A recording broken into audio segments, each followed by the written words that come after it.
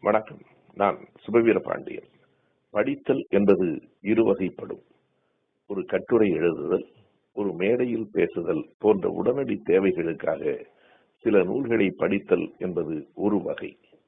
எவ்விதமான உடனடி தேவையும் உடனடி பயன்பாடும் இல்லாத போதும் தொடர்ந்து நூல்களை படிக்கும் பழக்கத்தை உருவாக்கிக் கொள்ளுதல் என்பது இன்னொரு வகை.